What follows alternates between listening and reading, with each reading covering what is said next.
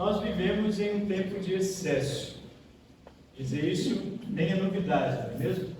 Todos nós sabemos a quantidade de coisas que nos são oferecidas, de coisas que nos são cobradas, de coisas que nos distraem ou de coisas que às vezes até nos sufocam.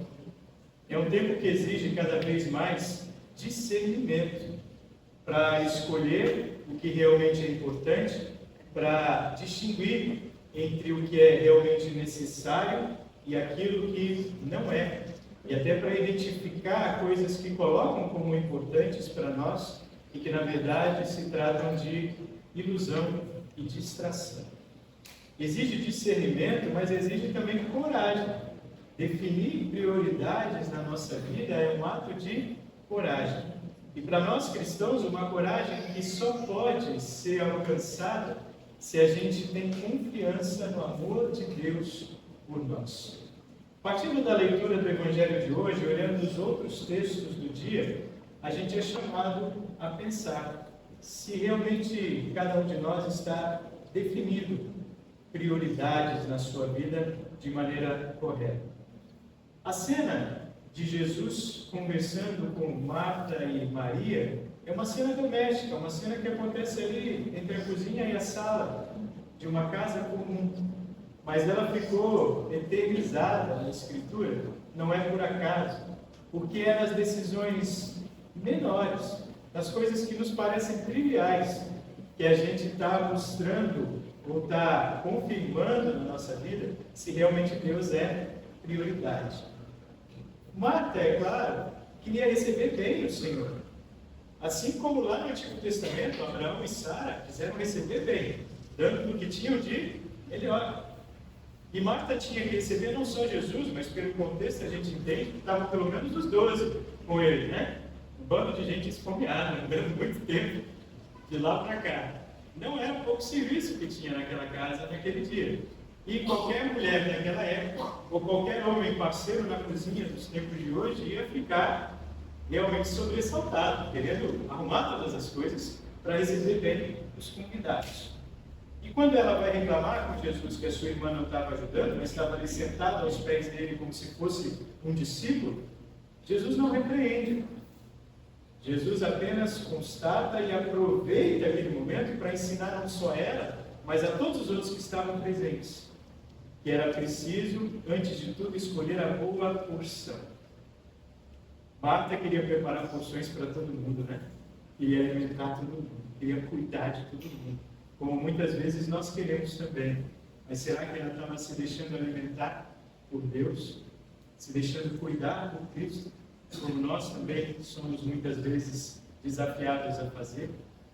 Marta estava agitada, ansiosa, inquieta. Um dos verbos que é usado lá no Novo Testamento, que é usado naquele texto, é como se uma pessoa estivesse sendo puxada de um lado para o outro, puxada de ambos os lados. E é assim que a gente se sente muitas vezes, não é? Mas é preciso dar valor à porção que realmente alimenta e que está ao nosso alcance todos os dias. O Salmo 16, versículo 5 diz: o Senhor é a porção da minha herança e o meu cálice. Tu sustentas a minha sorte. O Senhor é a porção da minha herança e o meu cálice. Quem estava alimentando ali de verdade não era Marta. Quem estava alimentando todo mundo naquela cena era Jesus. E é claro que o alimento que vinha depois era necessário. Jesus não está querendo dizer que eles não precisavam fazer a refeição depois. Mas ele queria mostrar que o que estava acontecendo naquela sala, naquele momento, era mais importante do que o que estava se desenrolando lá na cozinha. E Jesus até está acolhendo Maria e Marta de uma forma que outros mestres não acolhiam. Maria sentada aos pés de Jesus, era essa a postura de um discípulo que sentava para ouvir as explicações teológicas de um rabino. E uma mulher sentada aos pés de Jesus. Assim como Jesus, em outro momento, discutiu teologia com uma mulher na beira do poço, algo que escandalizou os discípulos lá perto de Samaria. Jesus não coloca limites para a sua capacidade de alimentar todos nós, homens e mulheres, com seu amor. Ele não se restringe aos limites da rotina de uma casa ou aos limites da rotina de qualquer sociedade que seja. Jesus quer acolher a todos nós, quer alimentar a todos nós, e quer nos incentivar, confiando no seu amor, parar para ouvir. Agitados, ocupados, sem tempo para o que é essencial na nossa vida, esse talvez seja o maior ato de coragem. Parar para ouvir. Deixar as outras coisas de lado, tudo aquilo que querem nos cobrar e tudo aquilo que querem nos oferecer. Não porque a gente depois não vá fazer essas coisas, não. É porque a gente quer reorganizar todas essas coisas no plano certo, que é o plano de Deus. Colocando Deus em primeiro lugar, todas as outras coisas no edifício vão estar no seu lugar certo e a gente vai ter mais paz de coração, força e coragem para enfrentar as demais situações das quais a gente não pode fugir. Eu não posso fugir das minhas obrigações, do meu trabalho, das coisas que me cobram. Eu preciso de tempo para o lazer, eu preciso de tantas outras coisas, cuidar da minha saúde, mas tudo isso tem que começar com uma boa relação com aquele que é o Criador meu de todas as coisas que estão aí ao meu redor. Porque aí, de fato, a minha escala de prioridades estando bem desenhada, as coisas vão ser mais leves e eu vou ter mais confiança e coragem para si. A coragem hoje está muitas vezes em dizer não, ao invés de dizer sim. Dizer não aos excessos deste mundo, para dizer sim ao que realmente nutre o nosso espírito. A coragem pode estar, mais do que em seguir em frente, e às vezes parar, para sentar, silenciar e ouvir a voz de Deus no nosso coração. Essa coragem tem a ver com confiar que Deus, no seu tempo, dá o necessário. É o que a gente viu, por exemplo, no caso de Abraão e Sara. Deus havia prometido, promessas que eram não só para eles, mas para toda uma nação que seria formada pelos seus descendentes, para todas as famílias da terra que seriam descendentes de Abraão no futuro pela fé. Mas como é que isso aconteceria se eles nem tinham filhos ainda? E mesmo vendo todas as bênçãos de Deus na sua vida, talvez naquela altura, já idosos, eles estivessem cansados. Ou quem sabe até distraídos, porque Deus deu muita coisa para cuidar. Eles já tinham fartos rebanhos, já tinham muitas terras, já tinham vencido inimigos, estavam numa situação bem estável. No entanto, quando Abraão está sentado ali na porta da sua tenda, ele olha para cima e vê 3 homens parados na frente dele. E aí, vem o insight, isso aqui não é coisa à toa, Isso aqui é Deus agindo. Simbolicamente, para nós, isso tem todo um significado, Deus Pai, Filho e Espírito Santo, visitando Abraão naquele momento com seu amor. Abraão se apressa como Marta a resolver todas as coisas. Manda matar um bezerro, vai fazer um assado, chama Sara e diz: mulher, pega trigo, vai fazer pão, vamos fazer coalhada para esse pessoal que a gente precisa receber bem. Esses visitantes não são de qualquer lugar, Ele percebia que vinham da parte de Deus. Abraão e Sara ocupados com muita coisa, mas o que Deus queria dizer naquele momento só? Eu estou com você ainda, viu? E no tempo certo, está chegando o tempo, eu vou fazer de uma forma que você não espera, e vai ser mais bonito e milagroso ainda, cumprir a minha promessa na sua vida. Às vezes, como Abraão e Sara, pode parecer para a gente que isso é impossível. Pode ser que a gente ria por dentro, porque muitos sonhos anteriores a gente já deixou para lá, ou porque muitas coisas a gente não confia que vão se resolver mais, porque está demorando tanto a acontecer. E enquanto nós rimos por dentro, talvez Deus sorria para nós e diga: calma, meu filho, minha filha, eu estou agindo. E você vai ver de maneira ainda mais bonita e surpreendente quando o tempo chegar e você compreender a minha ação na sua vida. Um detalhe: quando Marta questiona, Jesus não a repreende, Ele acolhe, ele aproveita para ensinar. Quando Sara ri, Deus não a repreende, ele apenas constata: é verdade que você riu. É como se dissesse: fique tranquilo, eu sei que você riu, não precisa ter medo. Mas olha, ano que vem, o riso vai ser outro. Ano que vem, quando eu te visitar de novo, a alegria vai ser parte do seu riso e não a dúvida ou o cansaço. Deus está dizendo para nós, muitas vezes, isso também. E no meio do nosso risinho de dúvida ou de cansaço, no meio da nossa correria por tentar resolver todas as coisas, no meio da nossa indignação, porque outros às vezes não são parceiros na preocupação em resolver as coisas que precisam ser resolvidas, no meio de tudo isso, Ele diz: eu ainda estou com você, calma aí, porque no tempo certo você vai perceber a minha ação de amor na sua vida. Mesmo quando tudo parece atrasado ou perdido, Deus nos chama a continuar priorizando a vida com Ele em fé, em um ato de coragem, que nos leva, inclusive, a ver de uma forma bonita as nossas possíveis ações de hospitalidade.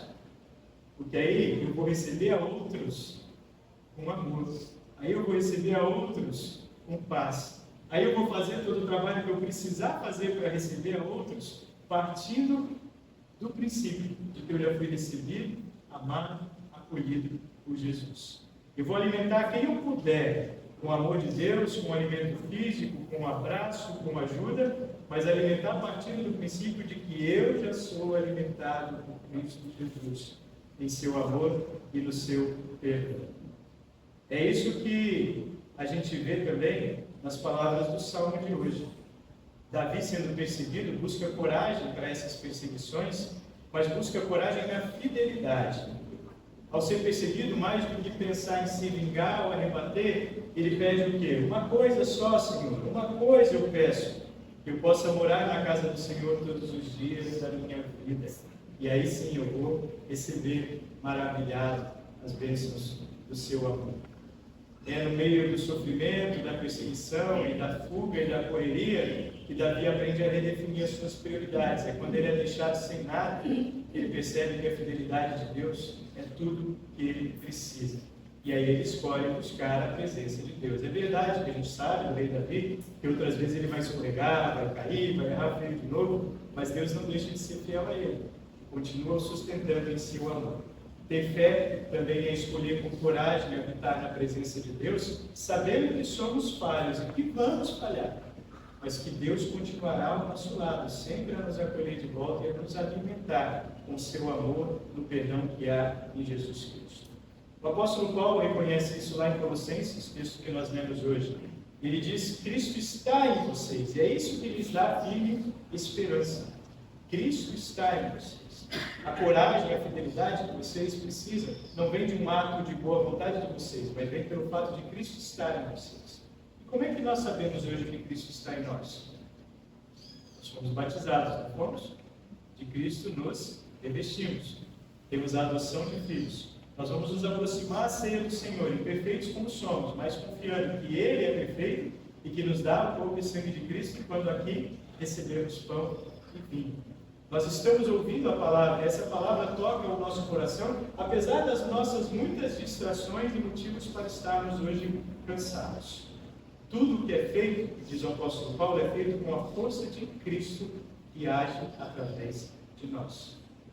E é assim que, sendo Maria, Marta, Abraão, Sara, Paulo, Davi, ou qualquer um de nós, todo ser humano pode ser abençoado ao definir prioridades na sua vida. O centro não é o que nós fazemos, mas o que Cristo fez por nós.